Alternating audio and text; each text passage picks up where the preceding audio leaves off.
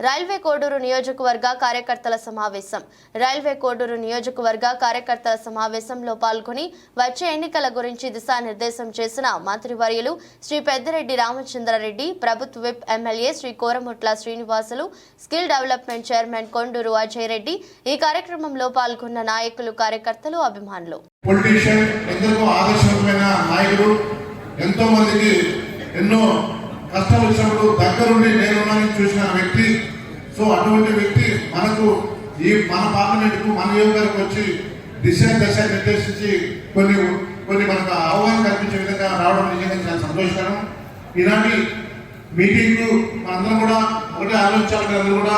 ఎందుకంటే ఈ యొక్క తరుణంలో పెట్టే మీటింగ్ ఏమి, ఎందుకు, ఎలా అనేది మీకు అందరూ కూడా ఆల్రెడీ మీకు అర్థమైంటారు. ఇది ఎన్నికల వేళ, ఇది ఒక మరో కురుక్షేత్రం.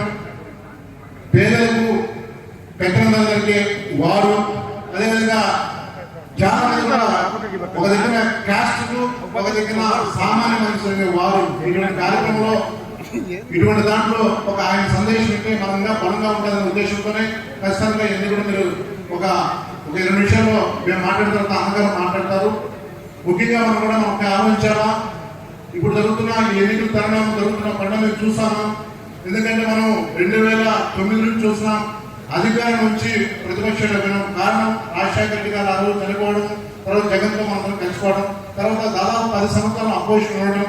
అపోజిషన్ తర్వాత ఏదైతే జగన్మోహన్ రెడ్డి గారు అనేకమైన కష్ట నష్టాలు చూసి పేదవాళ్ళు కన్నీళ్ళు చూసి కలెక్ట్ చెంది 2019లో అందరి సహకారంతో అధికారం ఇచ్చిన గౌరవ ముఖ్యమంత్రి జగన్మోహన్ రెడ్డి గారు వచ్చిన నాటి నుంచి నేటి వరకు కూడా అనేకమైన సంక్షేమ పథకాలు ఈ రాష్ట్ర ప్రజల్లో భాగంగా మన కోడూరు నియోజకవర్గం దగ్గర 2,10,000 ఓటర్స్ ఉంటే దగ్గర 1,70,000 మందికి ఈరోజు సంక్షేమ పథకాలు అందుతున్నాయంటే కారణం గౌరవ ముఖ్యమంత్రి జగన్మోహన్ గారు. ఈరోజు తీసుకోండి, అమ్మఒడి తీసుకోండి, విద్యాదీవెన తీసుకోండి, వసతి దీవెన తీసుకోండి, కాంప్లెక్స్ తీసుకోండి, రైతు భరోసా తీసుకోండి, జగన్ హౌసింగ్ తీసుకోండి, ఆటో సంబంధించిన పద్మశాలికి, ముస్లిం సోదరులకు, అదే క్రైస్తవ సోదరులకు, హిందూ సోదరులకు ఈ విధంగా చెప్పుకుంటూ అనేకమైన సంక్షేమ పథకాలు ఈరోజు మనం పొందుతున్నాం. ఈరోజు మనం గడపడ పోయినప్పుడు కానీ, మన అందరూ లీడర్ సమక్షం పోయినప్పుడు కానీ ఎన్నో సందర్భాల్లో మనం పోయినప్పుడు ఆహ్వానిస్తున్నారు, ఇన్వైట్ చేస్తున్నాము. చాలా సందర్భాల్లో కూడా అనేకమైన అపవాదాలు మనం కలిసినప్పుడు మాకు ఖచ్చితంగా ఆ దేవుడు రావాలా, ఆ బిడ్డ రావాలని కోరుకున్న పరిస్థితుల్లో కొన్ని కుట్రలు జరుగుతున్నాయి. మీకు అందరూ తెలుసు, మీరందరూ కూడా. ఎందుకంటే మనం గెలిచింది ఇందాక రమేష్ చెప్పినట్టు మనం 5 సంవత్సరాలంటే 2 సంవత్సరాలు ఆ మహమ్మారి వచ్చి మొత్తం టోటల్గా చాలా మంది ఆత్మ సోదరులు, ఫ్రెండ్స్, సైలెన్స్ ఉంటాయి. కరోనా వల్ల పోగొట్టుకున్నాం. అయినప్పుడు కూడా ముఖ్యమంత్రి గారు ఎక్కడే కానీ పట్టు వదలకుండా ప్రతి ఒక్క సంక్షేమ పథకం ఇంటికి చేరుస్తూ ఈ కరోనా వచ్చింది, డబ్బులు లేవు, బడ్జెట్ ఎన్నుకోకుండా ప్రతి ఇంటికి చేర్చే కార్యక్రమం చేశాం. అందులో భాగంగా మనం ముఖ్యంగా మన ఏదైతే మన పార్లమెంట్ సభ్యులు మిథున్ రెడ్డి కానీ, నేను కానీ, మన సంబంధించిన నాయకులు కూడా ప్రతి ఇంటి కడుపు వాళ్ళందరూ ఓదార్చి ధైర్యం నింపి వాళ్ళు చేసే కార్యక్రమం మనం చేశాం. ఈరోజు మనం చేసిన అభివృద్ధి సంక్షేమం అందరూ కూడా తెలుసు. ఎందుకంటే ఈరోజు మనం ఓట్లు అడిగేది మనం పోతున్నాం.